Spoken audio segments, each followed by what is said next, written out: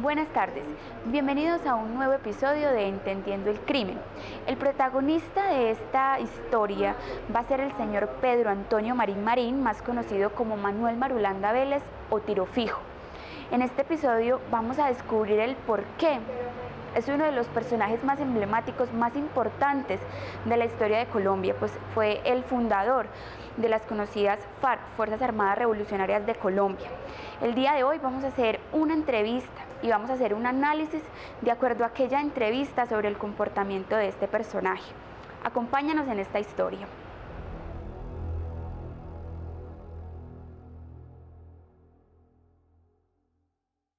Buenas tardes, bienvenidos a un nuevo episodio de Entendiendo el Crimen. Hoy tenemos uno de los personajes más importantes en la historia de Colombia, Pedro Antonio Marín Marín, más conocido como Manuel Marulanda Vélez o Tiro Fijo. Es un personaje fundador de las Fuerzas Armadas Revolucionarias de Colombia en el año 1964. Hoy, 1 de octubre de 2007, es un grupo que lleva 37 años de fundación. El señor Manuel Marulanda Vélez lo fundó cuando tan solo tenía 34 años de edad. Fundó su primera guerrilla cuando tenía 21 años. Hoy en este programa queremos entender por qué lo llevó a él a tomar esta actitud, quién era y quién es ahora, quién era antes de ser el guerrillero más subversivo en la historia de Colombia. Buenas tardes, señor Manuel Marulanda. ¿Qué tal, señorita? Buenas tardes. ¿Cómo está usted? Muy bien, muchas gracias, mucho gusto. Soy Luisa Palacio, de Mucho gusto. Entendiendo el Crimen. Vamos a hacer una serie de preguntas. ¿Está dispuesto a contestar? Claro que sí, señorita, bien pueda. Cuéntenos, ¿de dónde proviene su alias Tiro Fijo? Bueno, mi alias Tiro Fijo, digamos que es como una mitología, porque se dice que donde pongo el ojo, pongo la bala. Sí, eso es como más o menos de dónde proviene. ¿Quién afirma eso? Digamos que cuando empezó la época de la guerra en nuestro país, bajo ese paralelo de los burócratas y nosotros los comunistas, nosotros nos enfrentamos en la Selva Virgen y desde más o menos una distancia de 80 metros le disparé a un soldado y por eso es la mitología del alias Tiro Fijo. 80 metros. ¿Y de dónde era? Claro que sí. Qué bien. ¿Por qué Manuel Marulanda Vélez? Manuel Marulanda Vélez era un comunista líder de la época más o menos de los 40, 60 de nuestro país, que lo que hizo fue abarcar todo lo que tiene que ver con la creencia de nuestro grupo guerrillero, la FARC.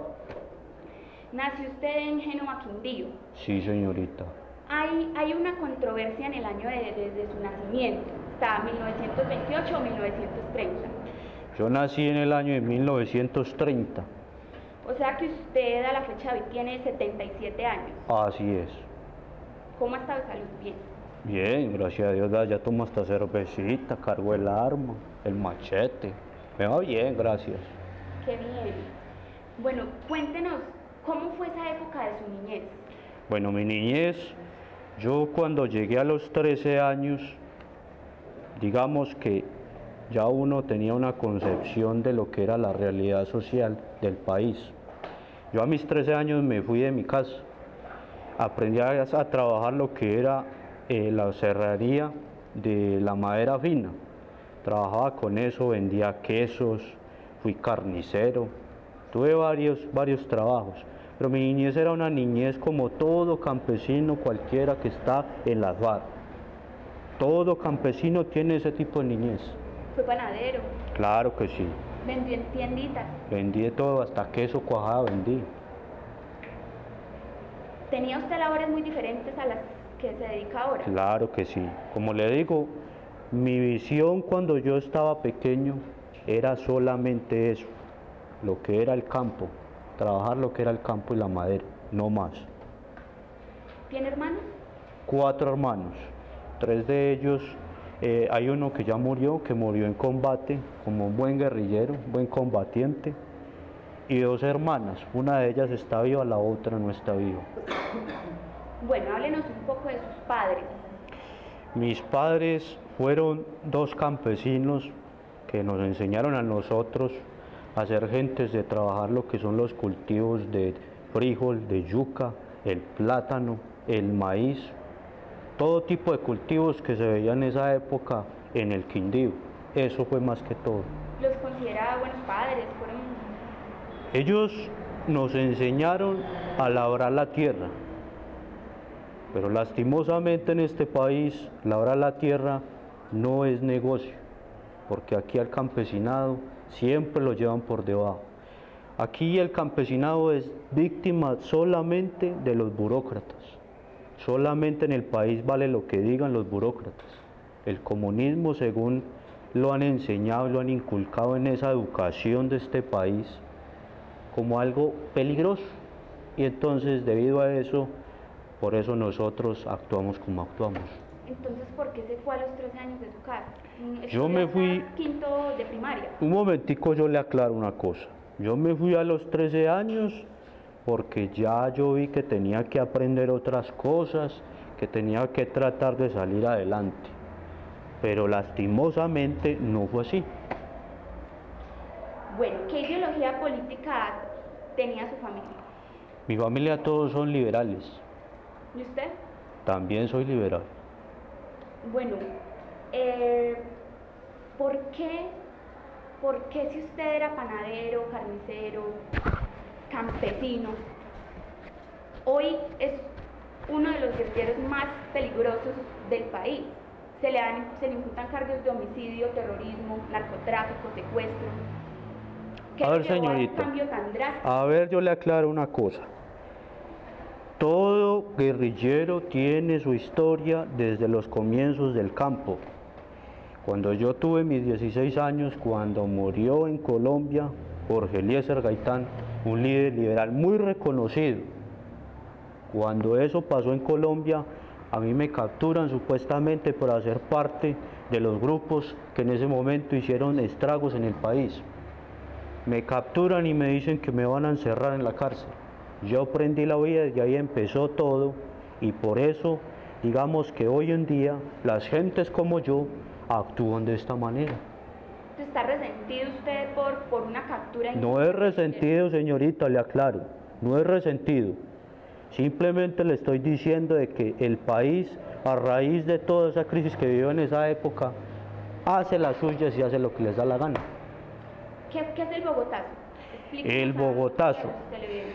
El Bogotazo da debido, como lo dije ahora, anterior a la muerte de Jorge Eliezer Gaitán, un gran líder comunista que vivía en la época, que era liberal además de todo, y a raíz de la muerte de ese líder empiezan los grupos bipartidistas del país y se inicia un complot entre liberales y conservadores.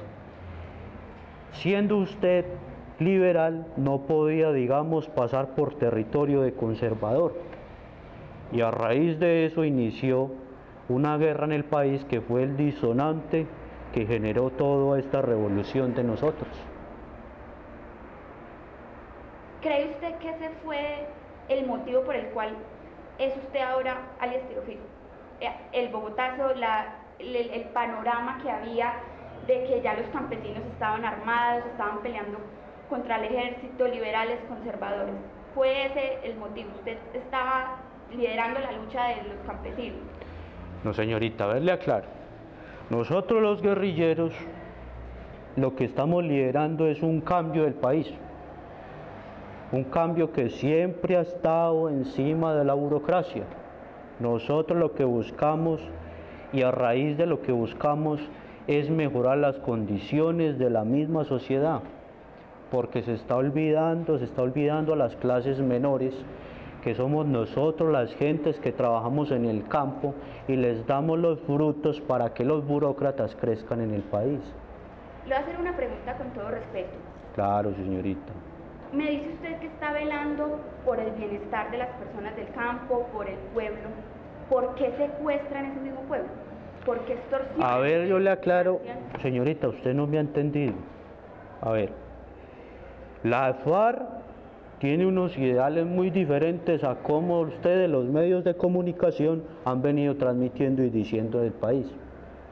La FARC tiene unos ideales de hacer crecer a la gente humilde, de crear unas condiciones que sean acordes para toda la sociedad. Eso son afirmaciones que están diciendo de que es que la guerrilla hace esto y hace lo otro, pero se les olvida que en Colombia también hay otro dolor de cabeza, el narcotráfico. Y nos meten a nosotros, entonces a raíz de la revolución que nosotros hemos generado, nos meten cosas que supuestamente nosotros no hemos hecho. Entonces le aclaro de una vez porque ya me ha pasado en varias ocasiones. En 1958 ocurrió algo muy importante en Colombia, que fue el Frente Nacional. Se hicieron acuerdos entre liberales y conservadores para poder mitigar un poquito esa guerra que se venía presentando, para que hubiesen periodos presidenciales equitativamente. Usted conoce muy bien, pero sí se tuvo la intención de ponerle fin a todo este proceso, a toda esta guerra que había, que estaba causando muertes, campesinos, la población civil. Si hubo esto, ¿por qué no funcionó el Frente Nacional? A ver, señorita, si usted me ha estudiado y me ha analizado, usted debe entender que yo soy una persona que soy muy cautelosa en mis cosas.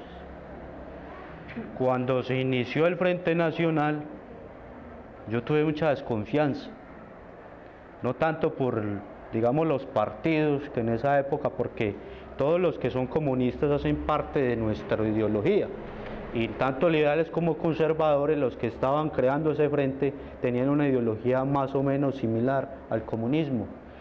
Pero digamos que en esa época no funcionó debido a una manipulación burócrata. Siempre el Estado Mayor siempre ha manipulado todo lo que tiene que ver con el país, y a raíz de eso no funciona ningún acuerdo que se genere en el país. Entonces no entregó las armas. No las entregué. ¿Está usted eran bloques independientes, eran repúblicas independientes, estaba en la Marquetalia? ¿Se quedó ahí? ¿Quiénes estaban con usted? A ver, lo que pasó es que en Marquetalia tenía una selva virgen. A raíz de tener esa selva, nosotros usamos una inteligencia con base en qué. Si nosotros nos vemos abrumados por el Ejército Nacional, nosotros buscamos incautarnos en la selva virgen. ¿Para qué? Para que no nos encuentren. A raíz de eso, a mí me han matado muchas veces, han dicho que yo he muerto muchas veces y mire que estoy vivo. Entonces, a raíz de eso, nosotros nos enfrascamos en Marquetalia por, digamos, la parte cordillera que nos generaba movernos de un sitio a otro y así crear unas guerrillas y unos frentes guerrilleros móviles. ¿Qué pasó con Charro Negro? ¿Quién era él? Bueno, Charro Negro, digamos que yo a Charro Negro lo conocí desde mi infancia, mi juventud, y a él le debo todos esos ideales que yo tengo hoy en día. Entonces Charro Negro fue uno de los líderes comunistas que inició la FAREP, el grupo revolucionario, y a él fue que yo le aprendí todas esas ideologías. En esa misma época fue cuando lo mataron. Claro que sí. Usted me preguntaba ahora que yo por qué, digamos, había actuado de esta manera. Y uno de los motivos es porque, primero, violentan siempre a las gentes campesinas.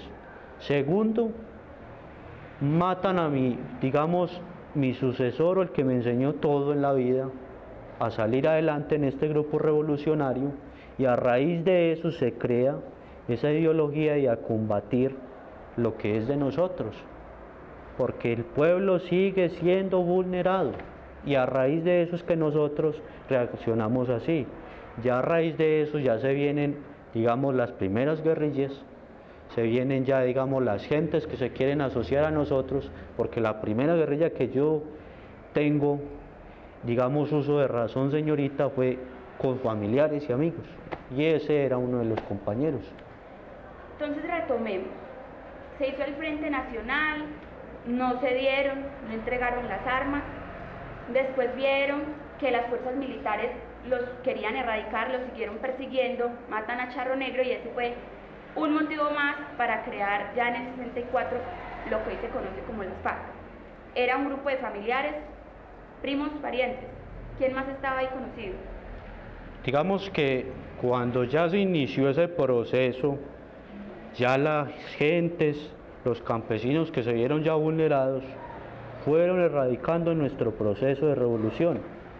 Y a raíz de eso, digamos que por eso es que hoy en Colombia tenemos tantos frentes y abarcamos muchas zonas del país. Entonces, a raíz de eso, se fue iniciando y se fue generando ese complot, como lo que llama la burocracia del Estado Mayor, y por eso es que hoy somos un grupo, digamos, que muy amplio, que abarca muchas zonas del país. ¿Cuántos integrantes? 7.000. Más o menos 7.000, 8.000 personas están en este momento enlistados y son camaradas de nosotros. ¿Quién era Jaime Guaracas? Bueno, Jaime Guaracas fue uno de los líderes que, digamos, además de meterle una ideología política al país, le metió también una ideología política a lo que se llama Colombia. Y esa ideología, digamos, que son unos conceptos muy capitalistas que nosotros queremos, digamos, los asociamos a nosotros y los fuimos impartiendo en nuestras ideologías políticas. Él en varias declaraciones que ha hecho, lo ha descrito a usted como una persona con valor y don de mando. Vea, señorita, ¿Qué dice usted? yo le digo una cosa, si usted manejara 8.000 camaradas, si usted manejara tanto y pico de personas, ¿usted qué haría? ¿Los dominaría o los dejaría que hicieran lo que les viniera en gana? Los dominaría, claro. Ah, bueno, señorita, entonces ahí está su respuesta. Claro. Muy bien. Su ideología política lo llevó, ¿qué lo llevó a usted a ser el fundador de la guerrilla más grande del país y de Latinoamérica? ¿La situación económica en la que vivía en el campo, los destierros, los desplazamientos que hubo en el tiempo de la guerra de liberales y conservadores, o su ideología política, o las ideologías comunistas que usted ya venía construyendo desde niño? Que en una sola palabra, ¿qué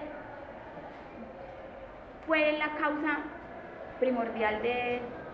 A ver, señorita, la creación de, digamos, esa revolución, lo que generó, digamos, la creación como tal es la miseria en que el campesinado y las gentes, digamos, de las veredas y de los corregimientos se veían sometidos a que hoy estaban aquí, mañana no, porque entonces llegaba otro con otra ideología y quería arrebatarle la vida. Entonces, a raíz de eso, a raíz de que yo ya empecé a caminar por todo el país, entonces ya la gente vio viendo la visión que yo tenía de lo que queríamos del país. Nosotros somos un gobierno aparte y nosotros lo que queremos es que este gobierno que quiere proteger a todas las gentes se erradique como Estado Mayor. Entonces, a raíz de eso es que surge la FARC-EP. Usted lleva más de la mitad de su vida en estos montes, tiene 67 años. ¿Usted cree que todo eso ha valido la lucha? Pues, señorita, yo le aclaro en una sola palabra.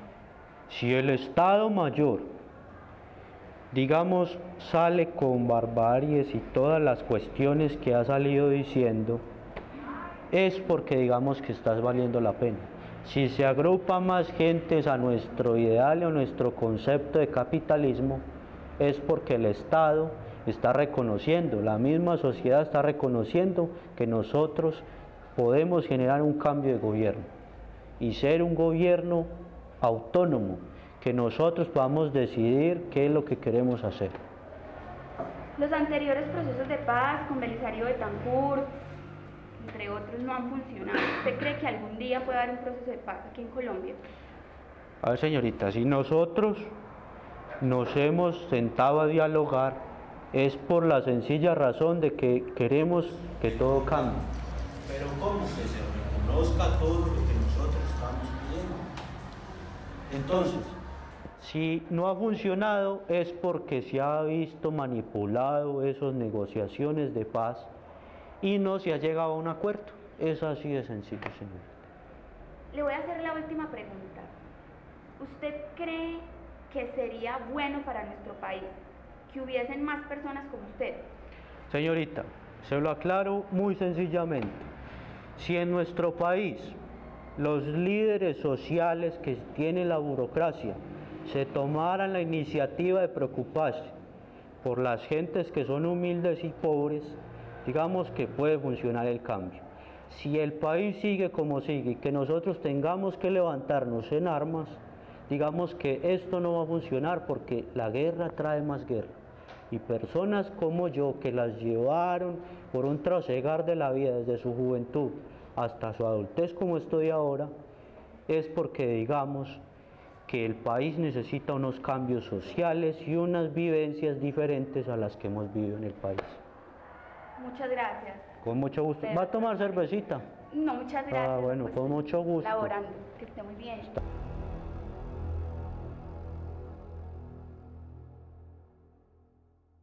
Continuamos con este episodio de Entendiendo el Crimen. A continuación tenemos unos invitados muy especiales quienes van a hacer el análisis del perfil criminal de alias Tiro Fijo. Tenemos en esta tarde a Valentina Marín Rico, quien es doctora en Psicología Social, Estefanía Gutiérrez, psicóloga auxiliar del Departamento de Investigación del Delito, y Jesús Nicolás Gómez, quien es capitán de la Policía Nacional de Colombia.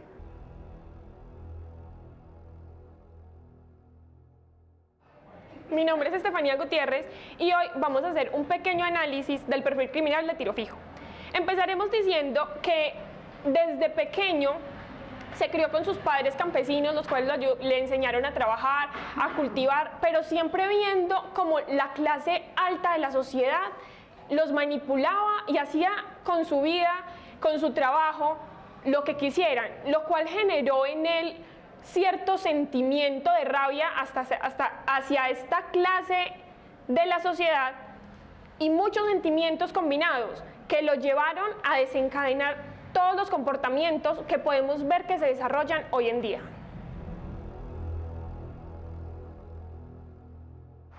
Hola, mi nombre es Valentina Marín Rico. En esta tarde vamos a compartir sobre el perfil criminal de alias Tiro Fijo desde el cuestionamiento de por qué el actuar de este personaje. Quiero resaltar que gran parte de la caracterización de alias Tiro Fijo se da en pro de unas conductas que se dan paulatinamente a lo largo de su vida, que establecen conductas para su justicia, siendo partícipe de las personas campesinas y llevándolo a, de cierta manera, apoyar a un grupo de personas, pero vulnerando la vida, el buen vivir y la dignidad de otras. Entonces, establecemos que esto se da como por medio del hacerse sentir de que la manipulación del país respecto a lo político no era lo que él quería, ni para las personas que convivían con él, ni para las personas que tenían la misma ideología de él, y por esto entonces se dan el desarrollo de las conductas que van en contra de personas que, si a bien busca una justicia social, vulnera la vida de otras. Entonces podemos categorizarlo como un personaje desordenado e imponente a su voluntad. Con base en la investigación realizada podemos concluir que Manuel Marulanda, o alias Tiro Fijo, es una persona con una mente desorganizada, no es coherente con sus acciones. Todo esto relacionado a las vivencias que se presentaban en su infancia y por el comportamiento en el momento de tomar las decisiones, ya que era un hombre que no contaba con nadie y decidía conforme a su voluntad. Por eso concluimos que este es el comportamiento que él presenta como guerrillero de las fuerzas revolucionarias. El capítulo de hoy ha llegado a su fin. Recuerda seguir nuestro programa Entendiendo el Crimen en nuestras redes sociales y en nuestro canal de YouTube para más información.